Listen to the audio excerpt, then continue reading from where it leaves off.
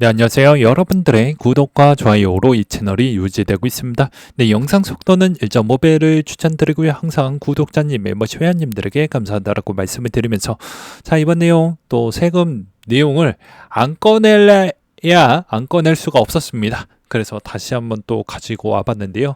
제가 다 이유가 있습니다. 국회 소소위에서 심사 보류를 했답니다.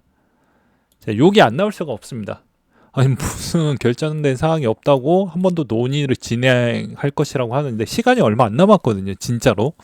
근데도 아직도 결정을 못 내렸다라는 것 자체가 충격적이다. 그러면 이번에도 뭐가 어찌 됐든 간에 졸속으로 뭐 통과가 되든 아니든 간에 결과론적으로는 우리가 또 피해를 보는 거예요. 엉성하게 또 될 거라는 거죠. 시간이 촉박하다 보니까. 그래서 최대한 유예가 전 되었으면 좋을 것 같은데요. 진짜 이것 때문에 사람들의 민심이 정말 안 좋아지고 있습니다. 그냥 차라리 유예를 할 거면 빨리빨리 유예를 하는 게 나은데 자꾸 애매한 포지션을 보여주고 있다라는 게 사람 마음 가지고 장난치는 것도 아니고 좀 마음이 그래요. 그리고 이번에도 여전히 7만 명을 넘어주고 있는 실정인데요.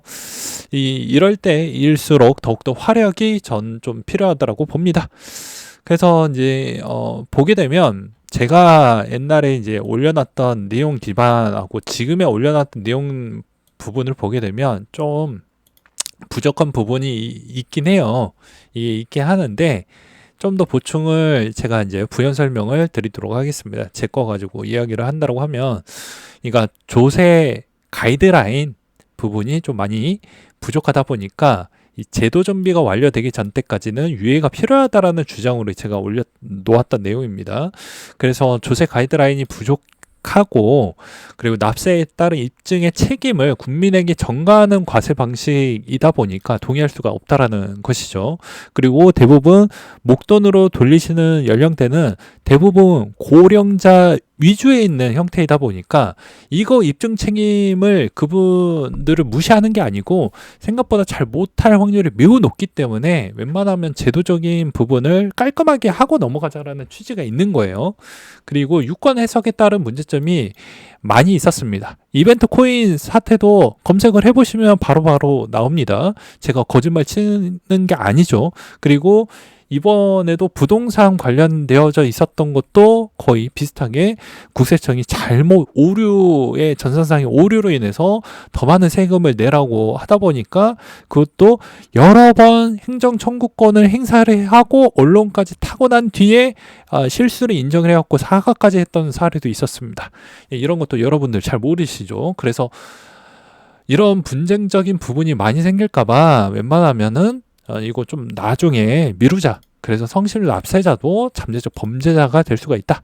그리고 납세자도 이해하기 어려운 조세 환경이면 불성실 납세자가 속출할 수밖에 없겠죠. 그러면 여러분들이 잠재적 범죄자가 되는 것입니다. 그리고 조세 행정에 따른 사회적 소송, 행정 비용이 증가를 할 확률이 매우 높겠죠. 그래서 웬만하면은 이게 제도 정비가 정말 필요하다라는 것입니다. 그 근거를 이제 이 부분만 핵심적인 요인만 몇 가지만 좀 설명을 하고 넘어가도록 하겠는데요. 코인에서 파생되는 수익이 여러 가지가 많이 있잖아요. 뭐 스테이킹, 뭐 하드포크, 에어드랍, 뭐 여러 가지가 있습니다. 그러면 이걸 납세에 있는 명목과 기준이 명확하게 정립이 안 되어져 있으니까 뭐라고 했습니까? 유권 해석에 따라서 문제점이 발생을 할 수가 있겠죠. 그리고 해당 지방에 따른 측면에서 지방 국세청에 따른마다 유권 해석이 달라져서 또 이게 누군가는 이 사례가 있었습니다. 진짜로 경기 쪽에서는 이렇게 징수를 했는데 밑에 있는 경상도나 전라도 쪽은 다르게 했던 사례가 있었습니다. 지금 그래서 제가 이 내용 문구를 넣었거든요. 그리고 사회적 합의가 이루어지지 않은 상태에서는 과세를 동의할 수가 없죠. 그리고 현행 코인 과세 기준을 보게 되면 납세 신고, 증명 모든 절차를 피해보지 않기 위해 국민이 직접 해야 되는 번거로움이 발생을 합니다. 세금을 내려고 하는 그런 충분한 환경이 만들어져야 되는데 왜 코인만 번거롭게 했냐라는 것이죠. 주식이나 나머지 부분인 부동산 부분도 다 전산 처리를 그렇게 이쁘게 해놨는데 코인만 왜 왕따를 시키냐라는 것입니다. 그거 말이 안 되잖아요. 엄밀히 따진다라고 치면. 그리고 가상자산 단순 거래뿐만 아니라 다양한 활동들이 존재합니다. 이거는 이제 공짜로 우리가 얻는 게 아니고 어느 정도 우리의 노력이 들어갔던 부분이 있으니까 어느 정도는 그걸 형평성 있게 맞춰서 해줄 필요성이 있고요. 그리고 취득 원가 방식 부분에 따른 추이도 이걸 우리가 이 증명을 안 했을 때는요, 이제 이게 예외 조항으로 50% 정도는 이제 가져가겠다라고 하는데 이게 되게 모호하게 해놨어요. 50%가 어떤 기준으로 50%를 어떻게 잡을 것인지도 나와져 있지 않기 때문입니다. 그래서 취득 원가 산정 방식에 따른 논란이 계속 많이 나와질 것으로 보여지고, 그걸 안 됐었을 때 여러분들은 대부분 세금을 폭탄을 맞을 확률이 매우 높아진다 라고 이야기를 할 수가 있을 것 같고요. 그리고 또 다른 측면은 이 갈등으로 인해서 이제 세무 공무원과 이제 분쟁, 갈등 또는 폭력까지도 이루어질 수 있는데, 이런 걸 국회의원 애들이 박쥐처럼 이용을 하고 있다라는 것이죠. 그러니까 세무 공무원하고 이렇게 말다툼 하다 보면 폭력을 할 수가 있겠죠. 네, 근데 세무 공무원의 탓이 아니고 국회의원은 죽방을 때려야 된다라는 것입니다. 그렇기 때문에 웬만하면 홈택스만큼 정도까지는 준비를 해놓고 제발 좀 해라. 왜냐하면 세금에 따라서 누구는 그 능률이 돼서 알아서 그걸 신청을 하고 그렇게 할 수가 있지만, 국세청한테 지금 전화를 해서 물어본다고 하면 아무도 명확하게 대답을 해줄 수 있는 사람이 없는데 왜 하려고 하냐라는 것이죠. 지금 진짜로 전화를 한번 해보세요. 그거에 따른 정확하게 답변을 해줄 수 있는 사람이 단 한 명도 없습니다. 그러니까는 이걸 제대로 된 세금만 뜯어가려고 하는 그런 모습이 맞다라는 것이죠. 그래서 행정비용하고 시간하고 갈등을 많이 주장을 시켜가지고 왜 피곤하게 가냐라는 것입니까? 진짜 국회의원이 자기의 시간과 돈하고 그 다음에 이런 갈등하고 분쟁을 본인이 직접 한번 느껴본다고 하면 이 짓거리를 할까요? 저는 그게 좀 납득이 되지 않는다라는 것과, 그 다음에 하나 더 있습니다. 국회의원은 연봉을 1억 5,700만 원을 받는데요. 여러분들 국회의원은 서민이 아니에요. 여러분들 편들어준다고 해서 서민이 아닌 겁니다. 그리고 두 번째로는 이 활동비 비과세 받고 기부금 품 없이 세액공제를 받기 때문에 소득세를 안 내는 구조예요. 그러면서 최근에 뭐라고 이야기를 했습니까? 또 이분이 또 이상한 헛소리를 짓거리고 있죠. 과세 유예할 이유가 없다. 실물 경제에 영향이 없다. 일단 헛소리를 찍찍거리고 있단 말이죠. 그리고 대부분 요즘에 방송에서도 막 코인이 오릅니다 막 이런 이야기를 하는데요. 자, 한번 보십시오. 오르긴 하는데 올봉을 좀 찍어보고 올랐다라고 이야기를 해야죠. 다 오른 게 아니라니까요. 아다 같은 경우에도 최고점을 돌파를 못했던 코인들이 엄청 많습니다. 근데 대부분 대한민국 투자 비중이 뭐가 제일 높습니까? 네? 90% 이상이 알트코인 투자하잖아요. 비트코인만 올랐다라고 해서 막 그렇게 해서 너 돈을 많이 벌었으니까 더 많이 내라, 이런 형태로 보는 건 바람직하지 않는 것이죠. 엄밀히 따진다라고 치면. 그렇지 않습니까?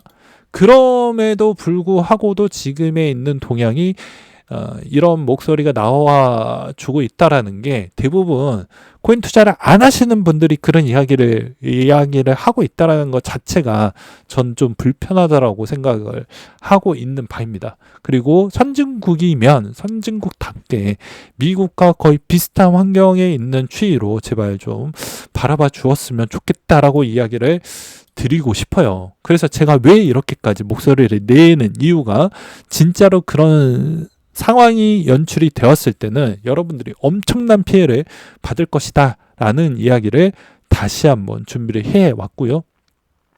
그래서 만약에 변경이 안 됐을 경우에는 여전히 이제 이 기타 소득세 250만 원하고 세율 구간 20% 분류과세하고 지방세 합치면 22%로 진행이 됩니다. 그리고 곧바로 내년부터 1월 1일부터 되는데요. 이게 이제 여당과 기재부 입장에서 유예론을 꺼내놨는데, 채굴 무상취득, 대여, 하드포크, 스테이킹 이런 게 이제 과세 표준에 있는 확정이 아직 불명확하다, 보완이 필요하다. 그리고 결손금 2월 수년 투자 시 안 된다. 거래소별 국내 거래 자료 시스템이 미비하다. 그러니까 이 주장이 맞는 거예요. 그리고 만약에 이제 취득원가 계산 방식도 평균법이 있고 선인선출법이 있는데 이것도 무엇으로 하느냐에 따라서 이제 세금 비중이 월등하게 좀 달라집니다. 네, 평균법은 말 그대로 내가 100개를 샀으면 뭐 그 100개의 평균을 내는 거예요. 네. 평균을 내는 거라서 이제 대부분 이걸 좀 많이 쓰는 부분이 있고요. 이제 증권사에서도 대부분 이제 몇 군데는 선입선출로 되어져 있는데 먼저 샀던 거 먼저 매도가 되는 형태로 그렇게 진행이 된다. 그렇게 계산이 들어간다라고 보시면 될 것 같습니다. 그리고 이제 세금 부분에 가서 현황을 본다라고 하더요. 국회 예산 정책처에서 가지고 왔는데 여기서도 이제 미국, 영국, 호주 부분만 보면 무기한 허용으로 바꿔놨습니다. 다 비트코인 ETF 다 되었던 국가들이죠.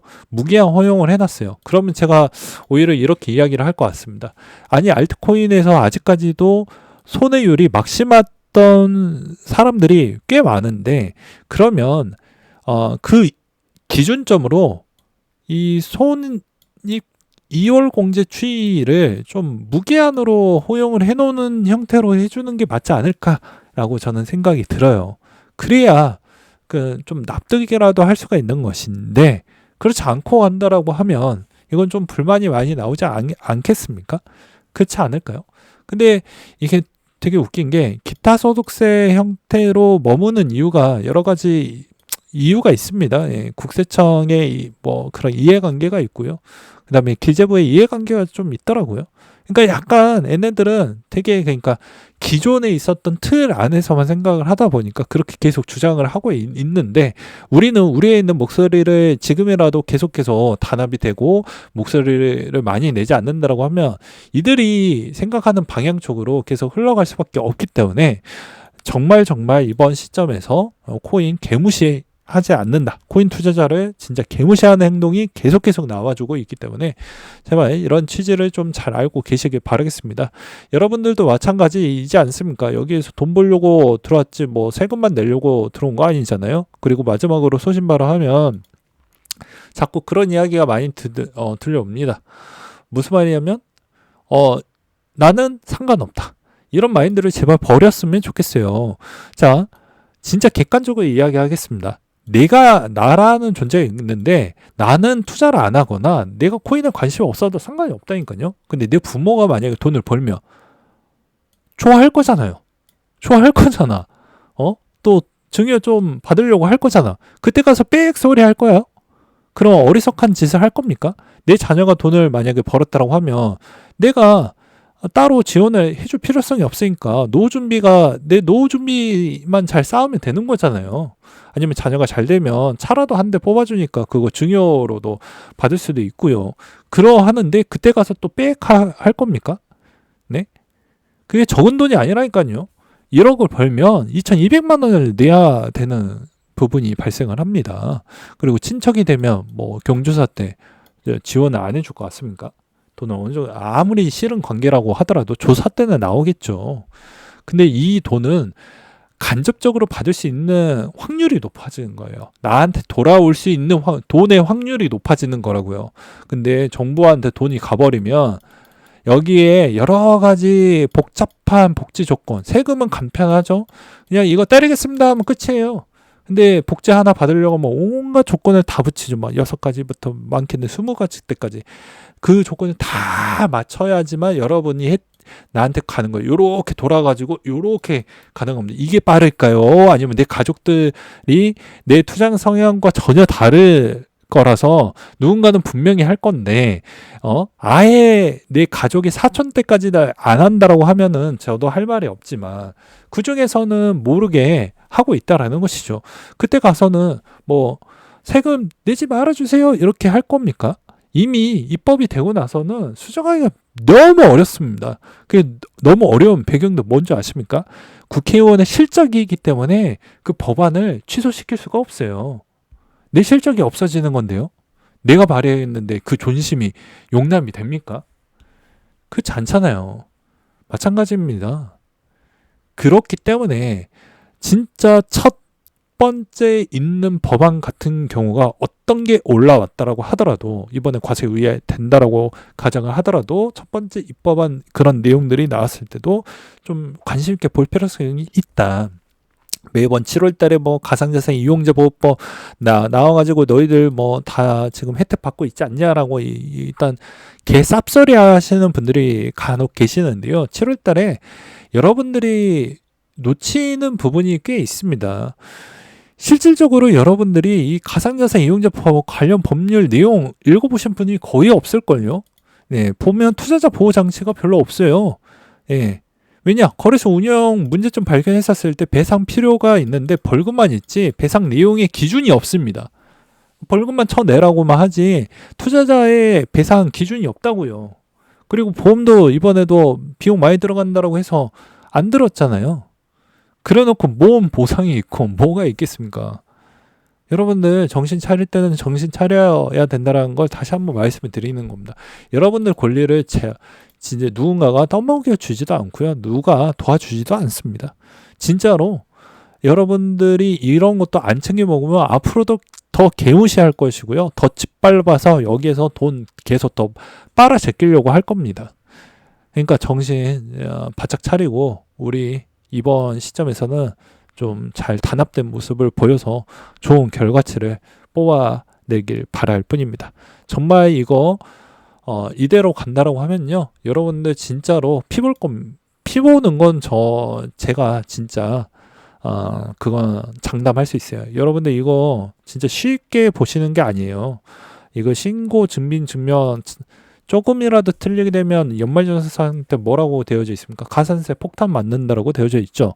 근데 여러분들 그걸 되게 아예 뭐 가볍게 생각하시는 것 같은데 이거 한번 직접 해보세요. 누가 업비트나 빗썸에서도 정리가 안 되어져 있는데 일일이 하나하나씩 뽑아가지고 정리를 해가지고 그런 시간 낭비를 하면서 세금 또 폭탄도 맞아가면서 그렇게 한번 보내시고 계실 건가요?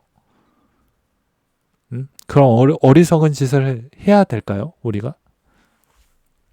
여기까지 이야기하도록 하겠습니다.